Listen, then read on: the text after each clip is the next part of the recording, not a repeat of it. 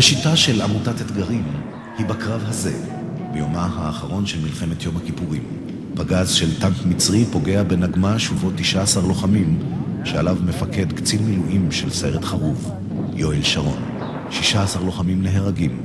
יואל שרון הוא מבין השלושה שחייהם ניצלו. הוא נפגע בעמוד השדרה ומשותק בפלג גוף תחתון. יואל לא מוותר. לאחר הפציעה הוא ממשיך ללמוד קולנוע וליצור סרטים, ובהם הסרט העלילתי הלם קרב. יואל מגשים את חלומותיו. הוא צולל ומטייל וגולש, ומתחתן עם דינה.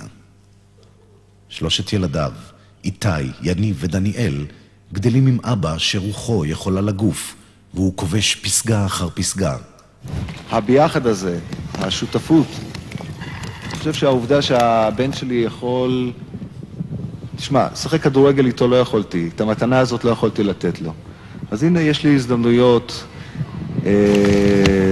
להציב בפני שנינו אתגרים.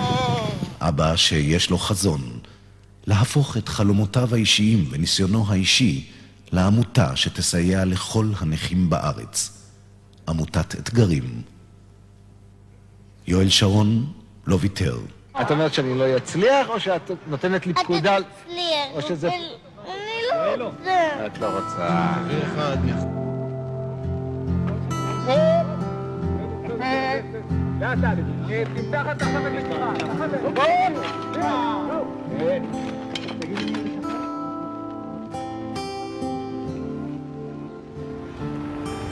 דניאל הקטנה עם היד על הלב כבר מזמן סטודנטית.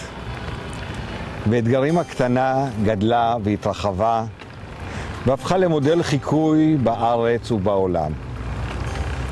בתחילת דרכנו לפני 15 שנה טבענו את האמרה Don't talk, walk.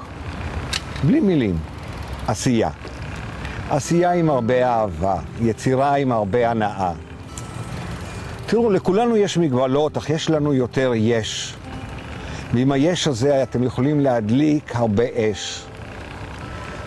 ואם תמשיכו בשביל הזה לצעוד, אין לי ספק שתגיעו רחוק.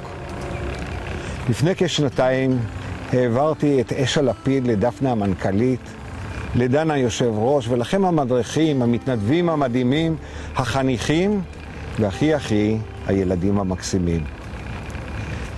אני מודה לכם מקרב לב ששמרתם על האש, והשכלתם להמשיך ולהפיץ את האור של אתגרים בליבותיהם של אלפי ילדים, נוער ובוגרים. את הלהבה האתגרית אי אפשר יותר לכבות. העשייה, האהבה והגאווה בוערים באלפי לבבות. תודה לכם, אהוביי. אני ממשיך לדרכי.